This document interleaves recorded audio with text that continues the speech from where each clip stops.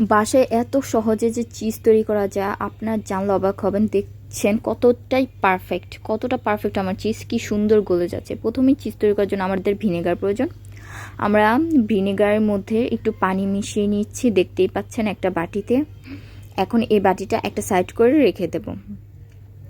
তারপর আমরা নিয়ে নেব একটা পাত্র। এখানে আমরা খুবই ভালো ব্র্যান্ডের একটা দুধ নেব, ফুল ক্রিম মিল্ক হতে হবে। তারপর দুধটা ঢেলে দেব।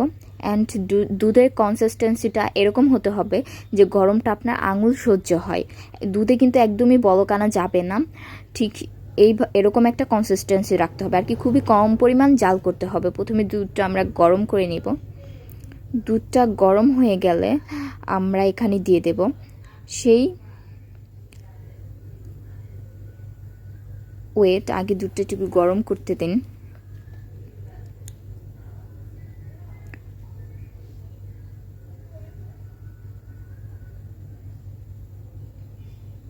হয়ে গেছে আমার মনে হয়, দুধটা আর একটু গরম হবে। দেখতেই পাচ্ছেন আঙুল আমার হাত সহ্য করছে। দুধটা এতটুকু পরিমাণে গরম। অনেকেই চিজ তৈরি করতে গিয়ে চিজ নষ্ট করে ফেলে, আমার রেসিপি ফলো করলে একদমই হবে না। এখন আমরা ভিনেগার মিশ্রিত সে পানিটা দুধের মধ্যে দিয়ে দেব। দেখতেই পাচ্ছেন একদমই দুধটা জমে গেছে। চুলার আঁচটা কিন্তু নিভিয়ে দিতে হবে, একদমই সিদ্ধ করা যাবে না। চিজটা কিন্তু হয়ে যাচ্ছে। চুলা বন্ধ করে কিন্তু আপনারা ভিনেগারটা মিশাবেন। দেখতেই পাচ্ছেন আমি কিন্তু ক্যামেরা একদমই বন্ধ করিনি। চিজ কীভাবে হচ্ছে, সবুজ একটা পানি বের হবে। তারপর আমরা চিজটা ছেঁকে নেব। দেখতেই পাচ্ছেন কত আস্তে আস্তে কত সুন্দরভাবে চিজ তৈরি হচ্ছে। আর এটা কিন্তু পারফেক্ট মজারেলা চিজ, এর থেকে পারফেক্ট কোনো চিজ হবে না।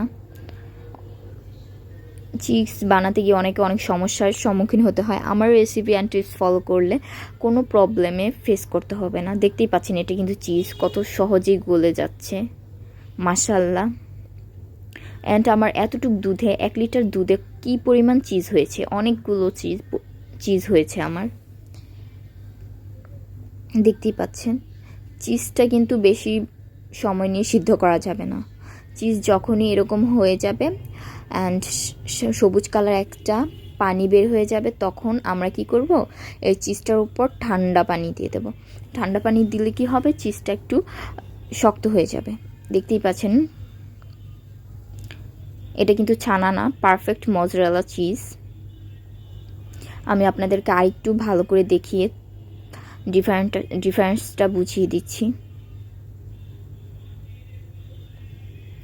দেখাচ্ছি এটা কতটা স্টিকি হয়েছে।